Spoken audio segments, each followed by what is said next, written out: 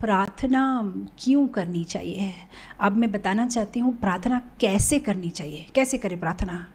तो 3 इसके ये है, मन से, हमारे विचारों से, हाँ, BMW अब याद रखिए, बॉडी माइंड एंड के words, sorry BMW body mind and words. तो बॉडी माने आपके शरीर से, माइंड माने आपके मन से, वर्ड्स माने वचन से। सो आप अपने वचन से, अपने मन से, अपने शरीर से प्रार्थना कर सकते हो। मन से प्रार्थना कैसे करें? अगर आपने चैतन्य चरितामृत में ये कथा सुनी हो, नरसिम्हानंद ब्रह्मचारी, वे मन से ही भगवान की सेवा करते थे।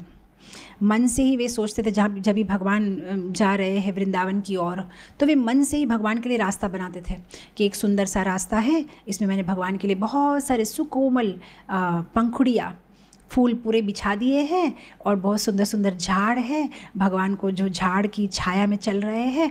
तो ऐसे मानसिक रूप से भगवान की सेवा करते थे और भगवान उसकी सेवा स्वीकार करते थे। और हमने ये भी कथा बहुत बार सुनी है, कैसे गोदावरी तट के पास एक ब्राह्मण रहता था जो मन से ही भगवान के लिए खीर बनाता था। और एक दिन गरम गरम खीर वो छूता है कि भगवान के लिए गरम गरम तो नहीं है ज़्यादा, और उसकी उंगलियां जल जाती है। तो भगवान मानसिक सेवा स्वीकार करते हैं। तो आप मन से भगवान को प्रार्थना कर सकते हो, मन से आप ठाकुर जी की सेवा कर सकते हो, मन से आप जो है उनकी प्रार्थना कर सकते हो, मन से आप मानसिक प्रणाम कर सकते हो भगवान को।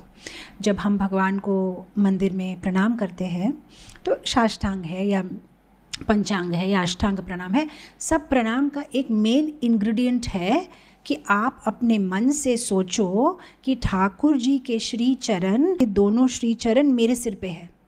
ऐसा विचार हमारे मन में होना चाहिए जब हम प्रणाम करते हैं। तो ये हो गया मानसिक रूप से प्रार्थना करना। अब वचन के द्वारा, वचन से हम कैसे प्रार्थना करें? तो वचन से अलग अलग टाइप है। जैसे एक है, आप भगवान से बात करो अपनी भाषा में, क्योंकि लकीली भगवान को इंग्लिश, हिंदी, तेलुगु, गुजराती, बंगाली, पंजाबी और तमिल, ओरिया, संस्कृत हर एक भाषा आती है। इसलिए हमें चिंता करने की बिल्कुल ज़रूरत नहीं कि हमें संस्कृत नहीं आता। आपकी जो भी भाषा है आप उसी भाषा में बात कर सकते हो और उसी भाषा में उनके साथ उनको प्रार्थना कर सकते हो। तो एक अपनी खुद की प्रार्थना।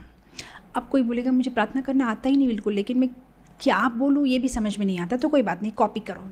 किससे? भगवान के भक्तों से।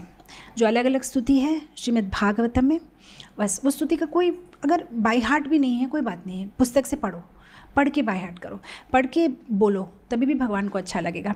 क्योंकि ठाकुर जी को ये सारे भक्त जो भागवत में है, जिनका नाम है, जिन्होंने भगवान के लिए स्तुति की थी, वे भगवान के प्रिय है। तो भगवान के प्रिय ने जो बातें बोली थी वे पुनः पुनः सुनने से उनको अच्छा लगता है, उनको अपने भक्तों की याद आती है, तो वे खुश हो जाते हैं। तो इसलिए हम भगवान के भक्तों की स्तुति, जैसे आप देखिए भागवत के प्रथम स्कंद 7वें अध्याय में अर्जुन की स्तुति है, 8वें अध्याय में कुंती देवी की स्तुति है, 9वें अध्याय में भीष्म देव की स्तुति है, भागवत के दूसरे स्कंद में चतुश्लोकी है, हमारे तीसरे स्कंद में जो अनबॉर्न चाइल्ड जो है, गर्भ में जो शिशु है उसकी स्तुति है, 4th अध्याय चौथे स्कंद में ध्रुव महाराज की स्तुति है, प्रचिता की स्तुति है, 5वें स्कंद में हमारे ऋषभ देव की इंस्ट्रक्शंस है, 6ठे स्कंद में वृत्सासुर की स्तुति है, 7वें स्कंद में प्रहलाद महाराज की स्तुति है, 8वें स्कंद में गजेंद्र की स्तुति है, 10वें स्कंद में गोपी गीत है, गोपी की स्तुति है, नागपत्नी की स्तुति है, ब्रह्मा की स्तुति है, देवताओं के द्वारा की गई स्तुति है, नल कुबेर और मणिग्रीव की स्तुति है। कितनी सारी ऐसी अलग अलग स्तुति है भागवत में। कोई भी एक स्तुति जो आपको अच्छी लगती हो, आप उसको या तो बाय हार्ट करो या तो देख के पढ़ो। तो ये हम एक कर सकते हैं। दूसरी बात है हमारी अपनी भाषा में हम भगवान से, जैसे नॉर्मल, जैसे मैं आपसे बात कर रही हूँ, बस आप भगवान से बात करो। और ये एक आदत है, अगर आप बचपन से करोगे, जब भी आपको ये बच्चे स्पेशली जो है आपके घर में, उनको आप जो है बचपन से सिखा सकते हो बस भगवान से बात करना। कोई भी चीज़, जैसे वो स्कूल से आते हैं भगवान से बात करें, आज ये हुआ, ऐसा हुआ, जो चीज़ खरीदे भगवान को दिखाए, प्रार्थना कर। यही है प्रार्थना करना, मतलब उनके साथ संबंध बनाना। स्तुति करो, स्तव करो, जप करना भी प्रार्थना करना है। हम जो ये जप करते हैं, हरे कृष्णा कृष्णा कृष्णा हरे हरे, हरे राम राम राम हरे हरे, ये भी प्रार्थना है। प्रार्थना क्योंकि इसमें हम प्रार्थना करते हैं, हे राधा रानी, हे कृष्णा, आपकी सेवा में मुझे नियुक्त करिए, तो ये हमारी प्रार्थना है। जप करो, ये सारी प्रार्थना है। सो मन से, वचन से, अब आया शरीर से, काया से, मन वचन काया। काया शरीर से कैसे हम प्रार्थना करेंगे? प्रणाम करना, भगवान को प्रणाम करना। श्रीमद् भागवतम के 12वें स्कंद के 13वें अध्याय के अंतिम श्लोक क्या है वो? नाम संकीर्तनम, नाम संकीर्तनम यस्या सर्व पाप प्रणाशनम। नाम संकीर्तन यस्या सर्व पाप प्रणाशनम, जो नाम संकीर्तन करता है भगवान का, उसके सारे पाप नाश होते हैं। प्रणामो दुख समनास, प्रणामो दुख समनास। और अगर भगवान को कोई प्रणाम करता है तो सारे दुख भी चले जाते हैं। नाम लेने से पाप से मुक्त होते हैं, प्रणाम करने से दुख से मुक्त होता है। तम नमामि हरम परम, बस भगवान को ये करो। तो ये लास्ट इंस्ट्रक्शन है सुखदेव गोस्वामी का, भगवान को वंदन करो, प्रणाम करो। आप देखिए भगवद गीता के 9वें अध्याय के अंतिम श्लोक में भगवान यही बोलते हैं, मन मना भव मद भक्तो मद्याजी माम नमस्कुरु, ममे वैश्यसि युक्त वैवम आत्मा नाम मत परायण माम नमस्कुरु। मुझे प्रणाम करो। भगवान खुद बोलते हैं प्रणाम करो तो तुम मेरे पास आ सकते हो। तो वंदनम माने भगवान को प्रणाम करना।